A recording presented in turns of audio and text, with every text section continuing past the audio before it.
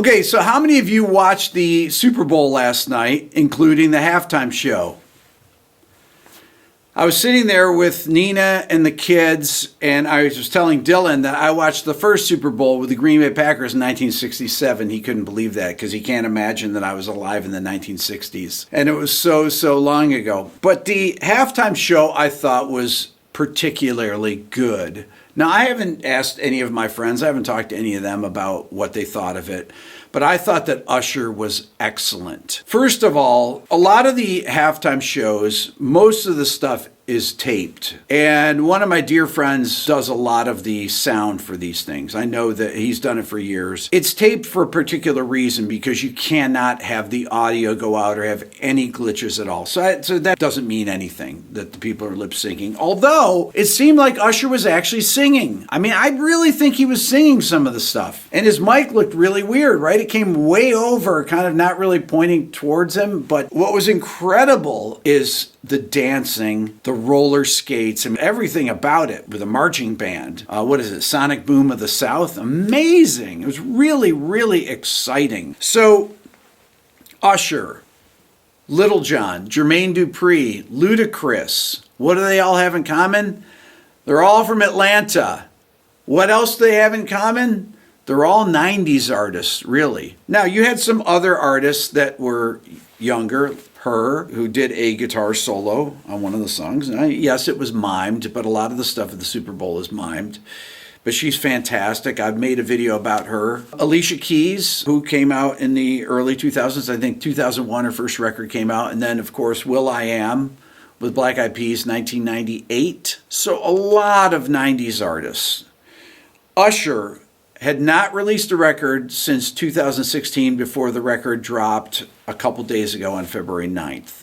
So why did they have Usher play the Super Bowl? I think this really speaks to the fact that very few people can pull off a Super Bowl halftime performance. Number one, because they don't have the career. They don't have all the hit songs to draw from. I went back and I looked at past artists that have performed over, let's say, the last 10 years. So last year was Rihanna. I don't know if I made a video about that. The year before, Eminem, Dr. Dre, Snoop Dogg, Kendrick Lamar, Mary J. Blige. You know, other than Kendrick Lamar, these are all artists from the 90s. 2021, The Weeknd, contemporary artist at the time, right? His first record, I think, came out in 2016, but that was contemporary. That was very unusual. 2020, Shakira, Jennifer Lopez, Bad Bunny. Okay, you had a mix of contemporary artists and old school artists. Before that, Maroon 5 with Travis Scott and Big Boy. So once again, a kind of heritage artist, Maroon 5, and then contemporary artists.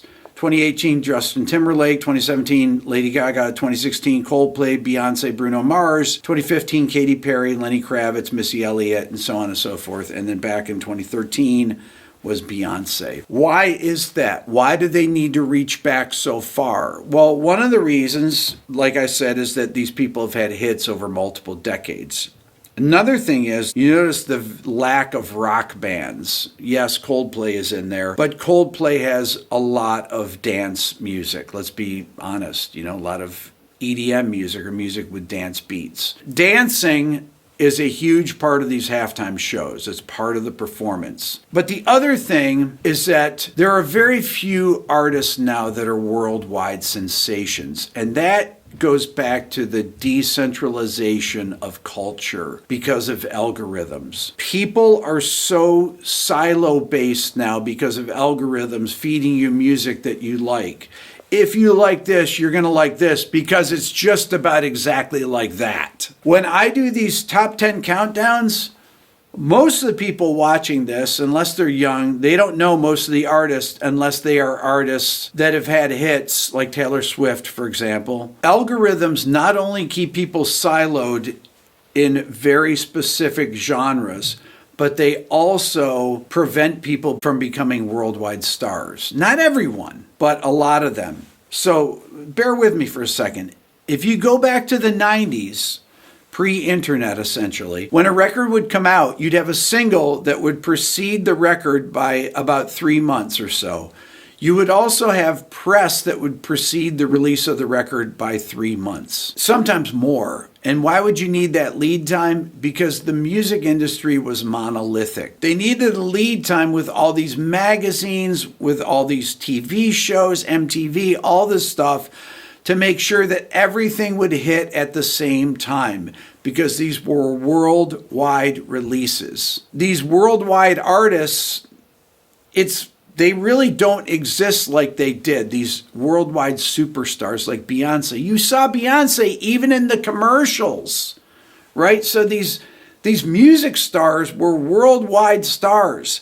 And I'm trying to think of who today is going to be that worldwide star 10 years from now that's going to be the Super Bowl halftime star, or 20 years from now. Usher's been around since the 90s. He's 45 years old. All those people I read down the list are not young. I mean, people that have been around for 30 years nearly. It was funny when Ludacris came out, people really freaked out. It was really amazing. But these people have been around forever. That's why they freaked out, because so many of the people knew them. This is ancient history at this point. These are the premier people in Atlanta hip hop from the late 90s, early 2000s. I don't know if the music industry will ever produce people because of things like TikTok, YouTube Shorts, things like that, because of the way the algorithms dictate people's tastes now. I think it's almost impossible to become a worldwide superstar. You can be a worldwide superstar. Billie Eilish is a worldwide superstar, but could Billie Eilish do the halftime show with her music? It's too mellow. I mean, yeah, she has some songs, unless she starts making some records that have some more rockin' kind of music with it. And as far as rock bands, other than Coldplay, yes, Metallica could do the halftime show, but what contemporary rock bands? Will there ever be a rock band that could ever do a halftime show again?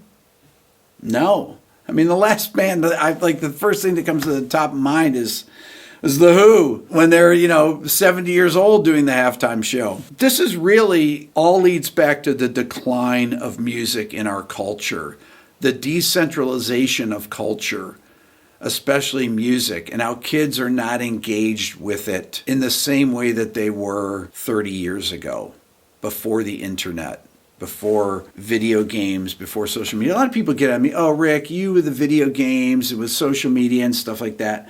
That's a thing. It is. And there aren't those worldwide superstars like there were. And the ones that you can name, Taylor Swift, Beyonce, I mean, these people have been around for decades at this point, because it takes decades. I made that video about the Spotify, the people that are in the top 50 of Spotify, I think I did, and how long they've been around. There are no new artists. There are no new TikTok artists. And now there's going to be even less with the universal strike, which took about 32% of the people off of TikTok. And if stuff like that keeps happening, where major labels remove their music from these social media platforms that are really the few places that are promoting contemporary music and heritage music, or historic music, if you will, old music. How's that? It's going to be even more difficult to become a worldwide celebrity and have your music celebrated in multiple cultures around the world. Love to know your thoughts on this. Leave a comment, hit the subscribe button, hit the like button. Thanks for watching.